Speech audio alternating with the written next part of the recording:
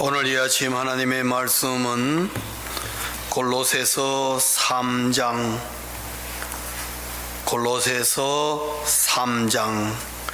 12절부터 17절까지의 말씀이 되겠습니다. 골로새서 3장, 가능하시면은 스크린보다는 여러분이 직접 성경책을 펼쳐놓는 것이 좋지 않을까 합니다. 골로새서 3장 12절부터 17절까지의 말씀입니다. 교독하겠습니다.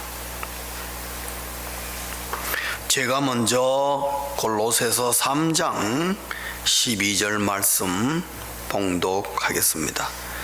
그러므로 너희는 하나님이 택하사 거룩하고 사랑받는 자처럼 긍휼과 자비와 겸손과 온유와 오래 참음을 옷 입고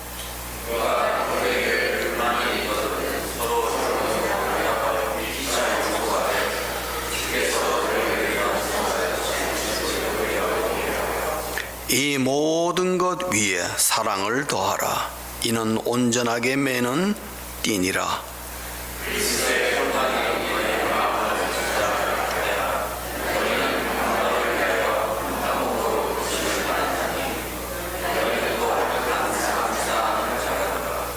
그리스도의 말씀이 너희 속에 풍성히 거하여 모든 지혜와 비자 가르치며 권면하고 시와 찬미와 신령한 노래를 부르며 감사하는 마음으로 하나님을 찬양하고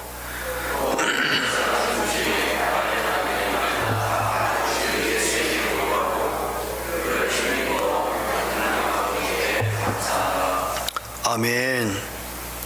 다시 한번 기도하겠습니다. 사랑의 아버지 하나님, 부족한 종이 말씀을 들고 섰사오니 골로새서 3장에 있는 이 말을 전하는 바울의 그 마음을 오늘 저희들이 참 교훈으로 삼고 우리의 신앙이 새로워지는 이날 되게 해 주시옵소서.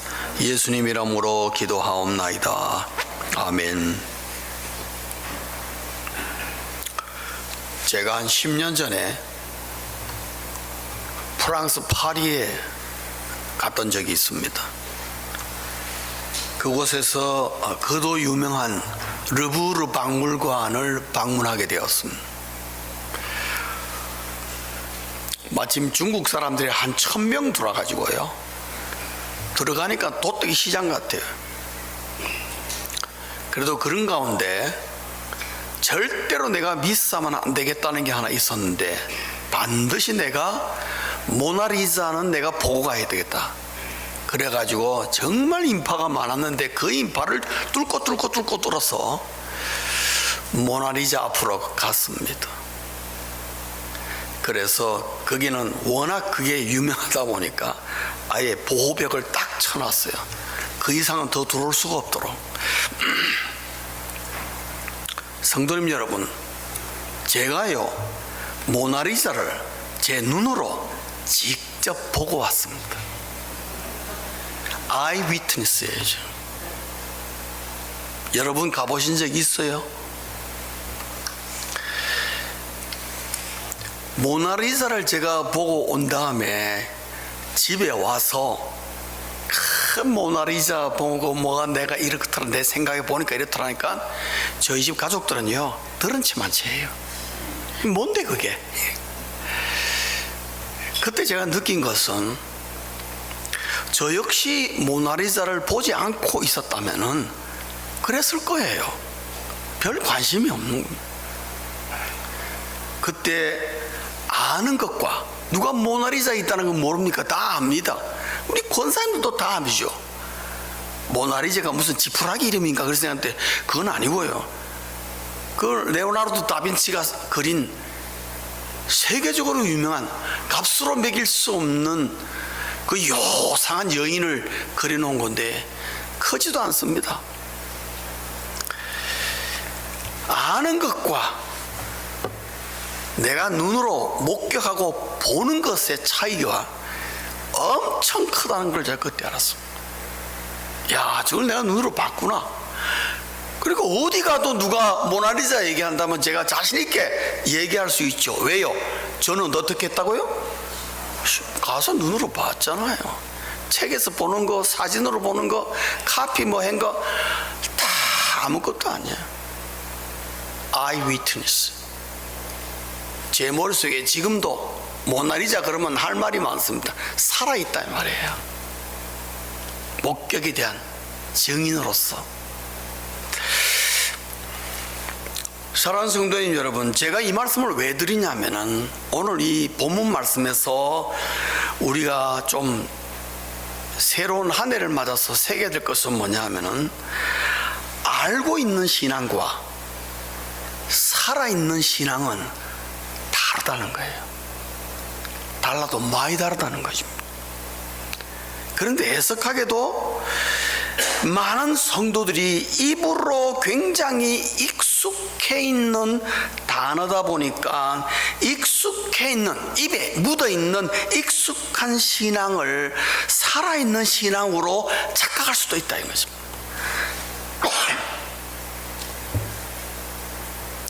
여기서 우리가 깨어나야 되는 것입니다. 우리 은혜라는 말 정말 많이 합니다. 제가 많은 교인들에게 묻습니다. 은혜가 뭔데? 기도라는 말도 우리 무지무지하게 많이 합니다. 얼마나 많이 들었습니까 여러분? 기도가 뭔데요? 하나님, 하나님 주여, 하나님 하나님인데 하나님이 누군데? 그래서 입으로는 맥주 익숙해 있고 뭐 하나님 주여 기도 은혜 막 그러면 내 신앙이 막 굉장히 좋은 줄 알아. 천만의 말씀.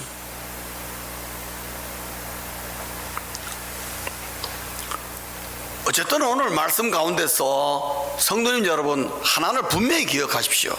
내 신앙은 살아있어야 한다. 맞습니까? 한번 따라 하실래요? 신앙은 살아있어야 한다. 알고 있는 신앙적인 모습은, 성경이 말하는 그 여러 모습은 알고 있는 거는 미안하지만 그건 내 신앙 아닙니다. 알고 있는 지식이죠. 신앙에 대한 지식, 기독교에 대한 지식, 그거를 신앙으로 착각하시면 안 된다는 말입니다. 오늘 여러분 12절 보시면은 주옥 같은 바울의 권면의 얘기 나옵니다.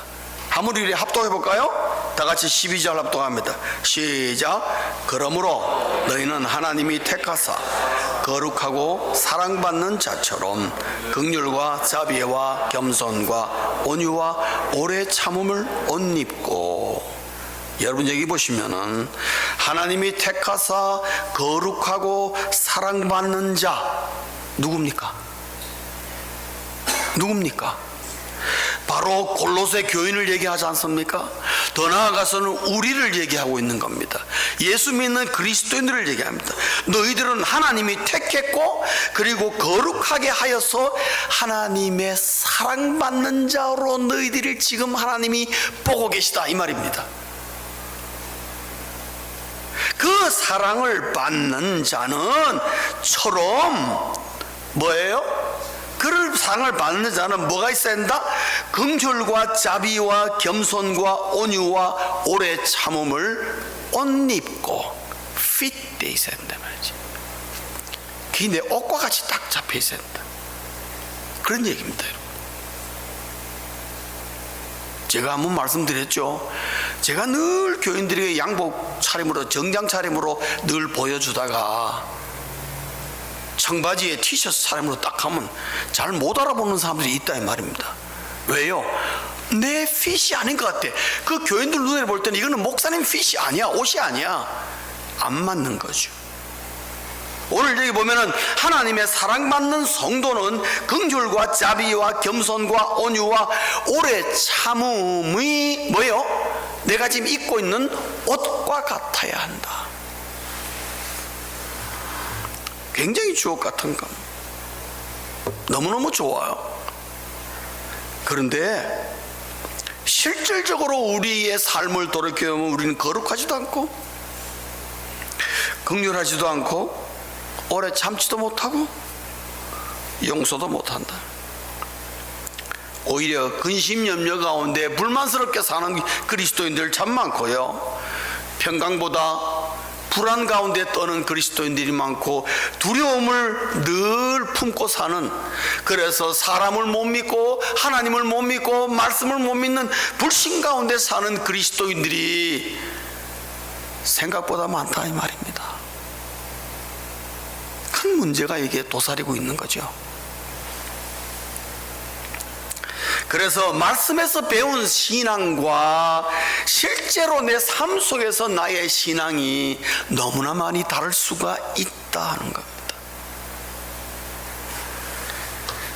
바울도 잘 압니다. 그래서 오늘 이런 권면을 골로새 교인들에게 해주는 겁니다. 그래서 많은 교인들이 새해가 되면은 그저 마음으로 소원만 하고 넘어가는 겁니다. 오늘 목사님 말씀 참 좋대요. 맞습니다. 저도 이렇게 살고 싶고 이런 신앙인으로 2023년 열심히 달려가야죠. 그러고 돌아서면서 파킹 나서 싹 다 잃어버린다면은 정말 나는 울고 싶습니다. 이래서는 안 되는 건데, 권면하면은 목사님 제가요 너무 바빠서요 정말 마음은 안 그런데 그거 안 돼요. 신방 가면 그런 교인들 참 많습니다. 안 돼요. 그런데 저도 어느 면은 인정이 되죠. 얼마나 바쁘면 그러겠나. 사랑하는 성도님 여러분, 오늘 본문이 뭐 좀 복잡한 것 같고 여러 가지 얘기가 나오는 것 같지만 한마디로 확 줄인다면은 바울의 의도는 그렇습니다. 당신이 믿는 하나님, 내가 믿는 하나님, 우리의 신앙은 반드시 살아있어야 한다. 그 사람이 신앙생활을 얼마나 오래 했건 얼마나 짧게 했건 직분이 뭐건 뭐 하는 사람이건 간에 그의 신앙의 수준의 높고 낮은가 상관없이 그 as is로 그 신앙은 살아있어야 한다 하는 겁니다.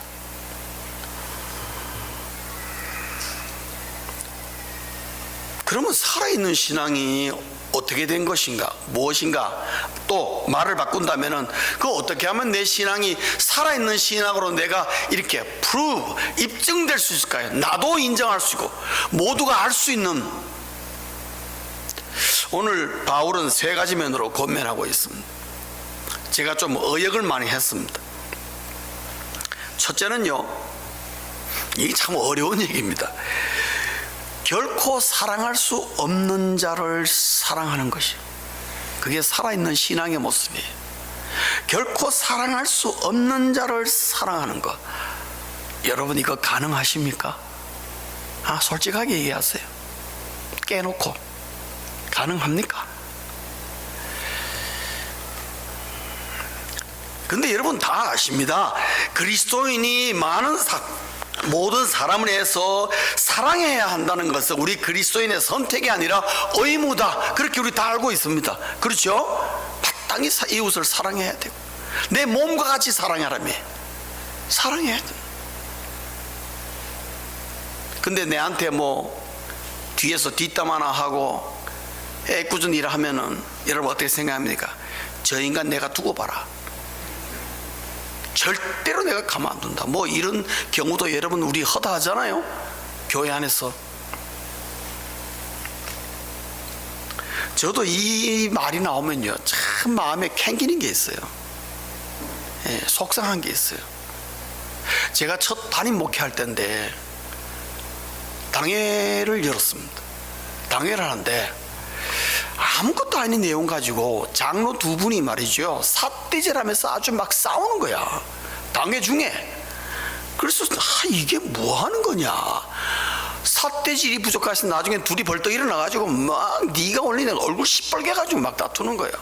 그래 우리 장로들도 말리고 저도 말려가지고 겨우겨우 마무리를 했습니다. 끝나고 들어왔는데 그 장로님 중에 한 분이 저를 찾아온 거예요. 목사님, 그런 상황 가운데서 목사님이 제 편을 드셔야지 뭡니까? 저 장로 편입니까? 뭐 이러는 거예요. 그래서 내가 기가 막혀서 장로님, 그 상황에 네 편 내 편이 뭐가 중요합니까? 더군다나 제가 당회의 의장인데 저는 중립을 유지해야지요. 근데 목사님 그래도 그러면 안 되죠. 젊은 목사가, 그 당시 제가 젊었잖아. 우리 당회원 가운데 제가 제일 어렸어요. 제가 43살 때니까. 장로님 젊은 정망이 말이지, 이 나이든 장로들이 그러면 그 말을 들어야지. 목사님이 이 교회를 얼마나 아신다고 막 이리 따지는 거예요. 거기서 제가 싸울 수는 없고 집에 가서 자리에 딱 누운데 그날 제가 잠을 못 잤어요. 이게 내가 뭐라고 내가 말했다고 나한테 그냥 이렇게 삿대질하면서 그냥 목사님이 왜 내 편을 안 드냐고 막 이러냐. 나도 집에 이부자리에서 막 열이 바짝 오르는 거예요. 저 장로네 두고 봐라 내가. 그래가지고 내가 이 뿔이 난 상태에서 한 일주일이 지나갔어요. 그런데 한 주 지나고 그 다음에 화요일날인가 새벽 기도를 하는데 내 마음에 탁 치는 거예요. 야, 그래도 네가 목사잖냐. 너 잘못된 거 없어. 그렇지만은 말씀대로 교우들을 사랑해야지. 근데 장로부터 안 사랑하면 네가 누구를 사랑하냐. 그렇구나. 내가 이 장로님이 진짜 괘씸하기 짝이 없지만 그래도 가서 내가 손을 내밀고 뭘 잘못했는지 내가 모르겠지만 잘못했다 그러고 장로님 사랑합니다. 내가 이 말 해줘야지. 그리고 이제 아침에 사무실로 제가 목회 당회장실로 들어왔어요. 들어왔는데 한 점심 한 11시쯤 됐는데 전화가 온 거예요. 전화가 와서 그 장로님이 원래 그분이 그 직업이 제너럴 컨트랙터거든요. 그래서 공사를 맡아가지고 20피트짜리인가 사다리를 타고 올라가서 거기서 떨어진 거야. 일하다가. 그래서 병원에 지금 위급하게 간 거예요. 그래서 저도 병원에 막 USC에 급하게 갔죠. 가보니까 중태네. 근데 이분이 연세가 있어가지고 깨어나질 못하는 거예요. 그러다가 소천했어요. 그래서 제가 얼마나, 저 지금까지 그게 가슴에 이 엉어리져 있어요. 내가 천국 가서 그 장로님이 천국 가서라도 내가 사과를 해야 되겠다. 왜냐하면 다시 그분하고 뭔가 내가 죄를 용서나 사랑을 줄 수 있는 기회를 저에게는 영원히 잃어버린 거잖아요. 이거구나. 절대로 기회를 놓치면 안 되는구나. 오늘 여기 12절에 보면요, 거룩하고 사랑받는 자처럼. 13절 우리 한번 볼까요? 합독하겠습니다. 다 같이 시작. 누가 누구에게 불만이 있거든 서로 용납하여 피차 용서하되 주께서 너희를 용서하신 것 같이 너희도 그리하고. 처럼 13절에서 같이, 그리고 13절 제일 마지막에 뭐라고 했습니까? 너희도 그리하고. 바울이 예외를 두지 않았습니다. 저처럼 뜬금없이 와서 장로가 찾아와서 막 그러면 그런 거는 예외로 하고, 바울이 그런 말 하지 않았습니다. 그대로 너희도 그리하고. 근데 여기 보면요, 12절과 13절, 12절은 이게 뭔가 사랑받는 자의 이러한 모습, 그걸 얘기해 줍니다. 사랑이 어떤 핵심인지 몰라요. 그런데 13절에 보면 뜬금없이 뭐가 나옵니까? 용서라는 얘기가 나와요. 이 둘 사이에 무슨 연관이 있나? 14절 보면은 거기에 아주 좋은 힌트가 나옵니다. 14절 우리 한번 합독하겠습니다. 시작. 그 모든 것 위에 사랑을 더하라. 이는 온전하게 매는 띠니라. 온전하게 매는 띠다 이 말이에요. 어디 위에다가? 용서 위에다가 뭐를 얹으라는 거예요? 사랑을. 이 말은요, 용서와 사랑이라는 것은 동전의 양면과 같다는 겁니다. 동전의 양면과 같다 이거죠. 용서는 잘하는데 그분 사랑은 없어, 이런 건 없다는 겁니다. 용서는요, 눈으로 보이는 사랑입니다. 맞습니까? 자식이 죄를 지어도 아빠가 용서를 합니다. 왜요? 잘못했다가 용서해요. 왜요? 그 베이스는 어디서 나오는 겁니까? 사랑하니까. 그 용서할 수 없는 죄를 졌다 하더라도 용서할 수 있는 것이 뭐예요? 살아있는 사랑의 모습이라는 거죠. 그러니까 바울이 좀 더 구체화시켜 준 것입니다. 사랑, 좀 뭔가 모르게 뜬금 잡는 것 같으냐? 그렇다면은 용서해보라. 용서. 이와 같이 너희도 그리하고. 그러니까 이것을 줄이면 결코 사랑할 수 없는 자를 사랑하는 것이라. 너희가 하나님을 사랑하는가? 예수님을 사랑하는가? 예스 라면은 네 이웃도 그렇게 사랑하는데 어떤 식으로 사랑을 표현하느냐? 뭐 하라고요? 용서하면. 용서함으로. 용서가 사랑이라는 말보다 더 가깝게 와닿기 때문에 바울이 이 둘을 동시에 등장시킨 것입니다. 살아있는 신앙은 어떤 것인가? 결코 사랑할 수 없는 자를 사랑하는 것이다. 이것은 불가능한 것이 아니고, 이거를 용서를 즐겨 하다 보면은 나도 모르게 사랑이 풍성해지게 돼 있고 누구든지 사랑할 수 있는 그러한 살아있는 신앙이 된다는 겁니다. 그렇게 되시길 주의 이름으로 축원합니다. 충분합니다. 타이밍을 놓치지 말고요, 기회를 놓치지 말죠. 혹시 여러분 자녀 가운데 호적 파버릴 놈 있습니까? 그래도 어떻게 해요? 호적 파지 말고 어떻게 해요? 끌어안고. 두 번째로 살아있는 신앙은 어떤 것인가? 결코 평안할 수 없는 상황에서 평안을 누리는 것입니다. 그게 살아있는 신앙의 모습입니다. 15절을 우리 한번 읽어볼까요? 합독하겠습니다. 다 같이 합독합니다. 시작. 그리스도의 평강이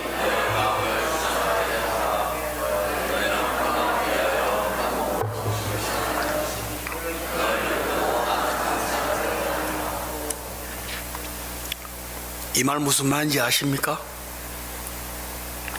그리스도의 평강이 너희 마음을 어떻게 하라 그랬습니까? 주장한다는 말이 무슨 말입니까? 네? 꽉 잡고 있다니 말. 꽉 잡게 하라. 평안이 내 마음을 어떻게 해요? 꽉 잡게 하라는 것입니다. 하라는 말은요, 내가 능동적으로 그렇게 만들어 가라는 겁니다. 가만히 있으면 저절로 평안이 오는 게 아니라 평안을 내가 create, 뭔가 창조해내라 말이죠. 어떤 상황에서 평안할 수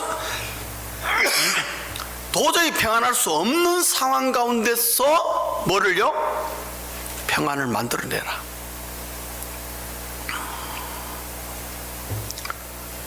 그리스도인은 어디 가서든지 평안을 만들어낼 줄 알아요. 불안을 평안으로 바꿀 줄 알아야 돼. 불안과 두려움이 밀려올 때에 의도적으로 평안을 만들어라, 이 말입니다. 여러분 교회 공동체가 시험이 들고 어려움이 있습니까? 그럴 때 다 같이 거기에 우왕좌왕하지 말고 뭐를 만들어라? 서로 피차 평안을 만들려고 하라.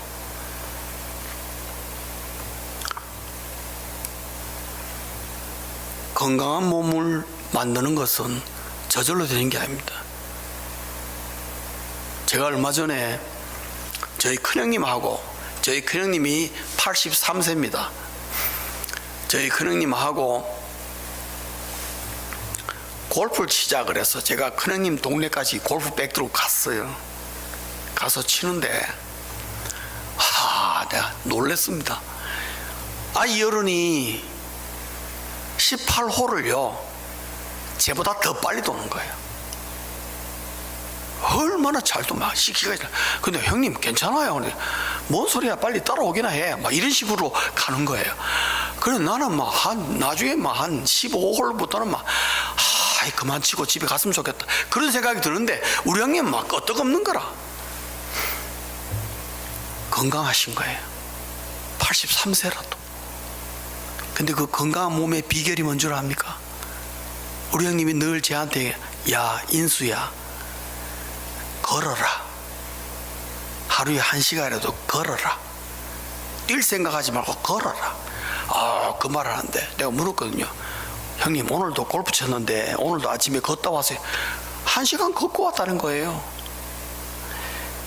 여러분, 저희 형님은 1시간씩 하루에 걸음으로 자신의 건강을 어떻게 해요? 만드는 겁니다. 평안도 그렇다는 거예요. 만들어야 된다는 거예요. 이 세상은 우리에게 저절로 평안을 주는 법이 없습니다, 여러분. 그러니까 오늘 여기 바울은 말이 그리스도의 평강이 너희 마음을 주장하게 하라. 그건 뭐예요? 만들어라. 그렇게 억지로라도 만들어라는 겁니다. 그런데 어떻게 평강을 만들지 할 때 소스를 하나 줬습니다. 15절 하반부에 보면 너희는 또한 뭐라 그랬죠? 감사하는 자가 되라. 이 감사가 평안을 불러오는 모티브가 되는구나 라는 걸 알 수가 있습니다. 평안할 수 없는 상황 가운데서 평안을 누릴 수 있는 게 그게 살아있는 신앙인데, 평안할 수 없는 가운데서도 평안을 가져오게 하는 모티브, 동기부여가 뭐냐? 감사라는 거죠. 여러분, 제가 목회하면서 느낀 거는 불안하고 두려움에 찌드는 사람요, 감사 못합니다. 여러분 그런 거 유심히 보셨습니까? 감사 못합니다. 그런 사람이 추수감사절을 맞아가지고 막 할 수 없이 감사하잖아요. 할 수 없이 감사해도 감사하면은요 평안이 임합니다. 아멘이십니까? 감사하는 자에게 평안이 임해요. 희한해요. 사랑하는 성도님 여러분, 여러분의 마음이 불안하고 두렵습니까? 하나님 앞에 감사를 표현하십시오. 말로 표현하건 기도로 표현하건 헌금으로 표현하건 뭘로 표현하든지 간에 하나님 앞에 감사를 즐겁게 할 때에 그만큼 평강도 나에게 임한다는 거예요.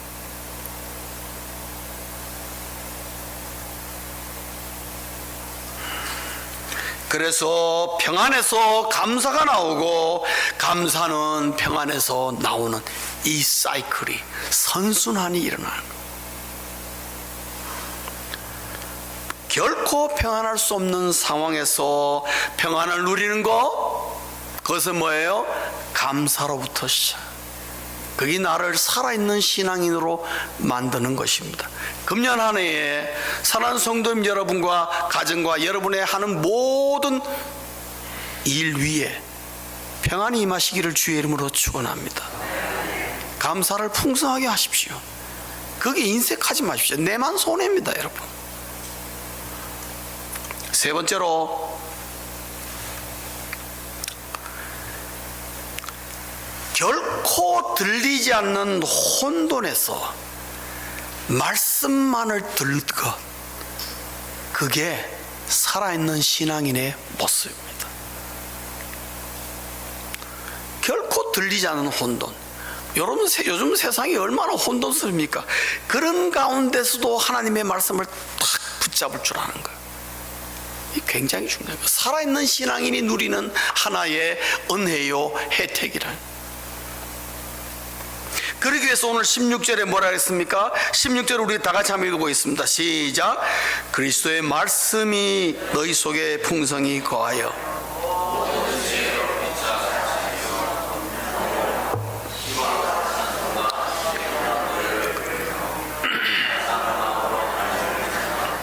아멘. 그리스도의 말씀이 뭐라 그랬습니까? 너희 속에 풍성히 거하여. 하나님의 말씀이 내 마음속에 풍성히 거하는 비결은 뭘까요? 하나님의 말씀을 열심히 들여다보는 거지 뭐 다른 거 있습니까? 그렇죠? 열심히 읽고 성경 공부 열심히 하고 하나님의 말씀을 외우라면 외우기도 하고. 저는 여러분 성도들이 하나님 말씀 좀 외웠으면 좋겠어요. 외웠으면 좋겠어요. 중요한 것들, 아주 중요한 말씀들 외워놓으면은 그러거든요. 암송된 성경 말씀은요, 화살과 같다. 사탄이 나를 공격할 때 어떻게 해요? 화살처럼 딱 쏠 수 있는 게 하나님의 말씀입니다. 100마디 필요 없습니다. 하나님 말씀 한마디면 사탄과 악한 영들은 바로 깨갱하고 물러가게 돼 있습니다. 해보십시오. 그러나 안 그런가? 오늘 여기 바울이 16절에서 권하는 내가 혼돈 가운데서 하나님의 말씀을 딱 들을 수 있는 도구를 주셨습니다. 그게 뭐냐? 시와 찬송과 신령한 노래를 부르며. 여러분 이게 뭡니까? 한마디로 얘기하면 찬양을 즐겨하는 겁니다. 하나님의 말씀을 듣기를 원하십니까? 정신이 없습니까? 뭔가 모르게 내 머리가 복잡합니까? 그때 뭘 부르라? 찬양을 부르면요, 그 찬양을 통해서 하나님의 말씀이 나를 딱 붙잡는 겁니다. 아멘이십니까? 그래 하라는 겁니다. 그래서 하나님의 이름을 부르고 찬양하면서 주님 이름을 부르고 17절에 보면은 무엇을 하든지 말이나 일이나 다 주 예수의 이름으로 하고, 그게 뭐예요? 찬양을 부르면 그게 다 나오는 거예요. 그럴 때에 마음에 평소에 담겨있는 말씀이 위기의 순간에 기억나고 밖으로 표출되는 겁니다. 그게 살아있는 신앙인이 상황에 적응하는 방법이고 물리치는 방법이에요.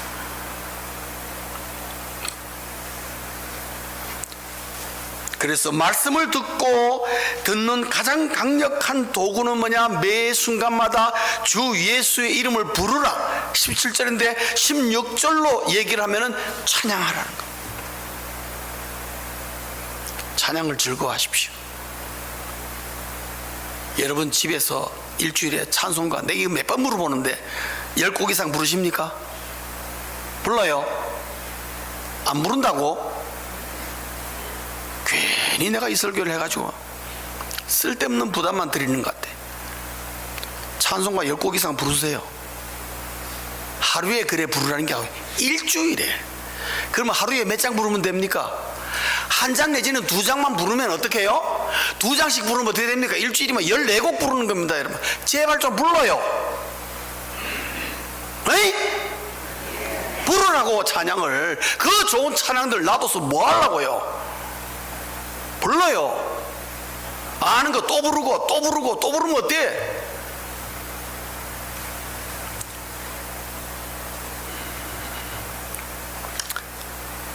정리하겠습니다. 살아있는 신앙은 어떤 것인가? 결코 사랑할 수 없는 자를 사랑하는 것.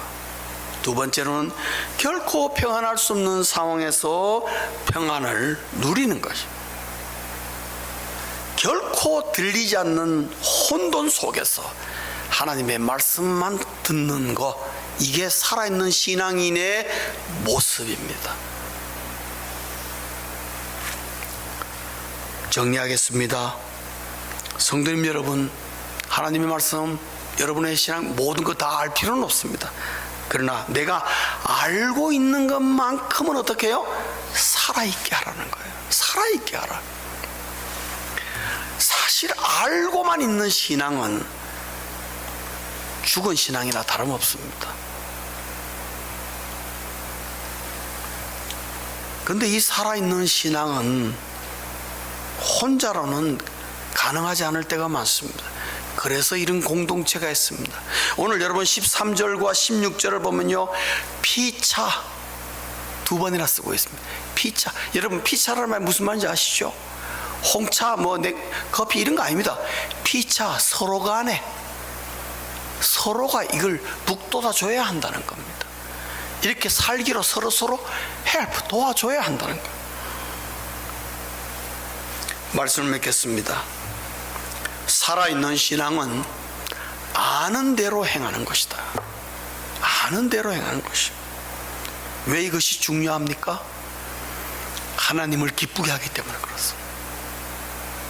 근데 하나님만 기쁘게 하는 거예요. 이런 살아있는 신앙인은요, 사람들도 기쁘게 합니다. 옆에 있는 사람들을 기쁘게 합니다. 그리고 가장 중요한 것은 이런 살아있는 신앙인을 하나님은 오늘도 쓰고 계신다는 거예요. 평생 쓰임받는 인생으로 산다. 모두에게 항상 필요한 사람, 없으면 안 되는 사람, 그 살아있는 신앙인이 그러한 삶을 살게 된다. 살아있는 신앙을 소유하시길 주의 이름으로 축원합니다. 한국의 어느 시골에 자그마한 교회가 있었어요. 근데 그 동네에 다들 논과 밭을 하는데 가뭄이 들은 거예요. 비가 안 오는 거예요. 그 동네 조그마한 교회 목사님이 그럼 우리가 모여서라도 기도라도 해야 되겠다 해가지고 토요일날 교우들을 다 모았습니다. 다 나오라고, 뭐 애고 어린이가 다 나오라고 열심히 기도했어. 근데 주일 아침에 우산을 들고 오는 사람이 아무도 없는 거예요. 왜? 토요일날 비 오게 해달라고 얼마나 기도했는데 주일날 아침에 우산 들고 교회 오는 사람이 한 명도 없어요. 근데 딱 한 명이 들고 온 거예요. 그게 그 동네 주일학교 학생인 거예요. 그래, 어찌 네가 오늘 날도 이렇게 맑은 날 들고 왔나니까. 목사님, 우리 어제 비 오게 해달라고 기도했잖아요. 그럼 오늘 뭐예요? 비가 와야지요. 그래, 나 비 맞을 거 대비해서 우산 들고 왔다고. 그래서 목사님이 그때 아주 하나님에게 아주 뒤통수를 세게 맞았다. 우리 교회에서 살아있는 신앙인 요 애 한 명이구나. 나머지 어제 기도한 거 다 헛방이야. 그러니까 주일 아침에 그냥 땡땡 교회 온 거예요. 근데 이 아이만 그걸 기억하고 하나님을 진짜 믿고 신뢰함으로 우산 들고 온 겁니다. 날이 맑은 때도 불구하고. 이게 살아있는 신앙이에요. 별거 아닌 것처럼요, 어마어마한 차이가 있는 것이에요. 큰 곳에서 살아있는 차를 생각하지 말고 사소한 곳에서 내 신앙을 살리고 아는 대로 믿는 대로 행동으로 옮기는 살아있는 신앙인 다 되시길 주의 이름으로 축원합니다. 기도하시겠습니다.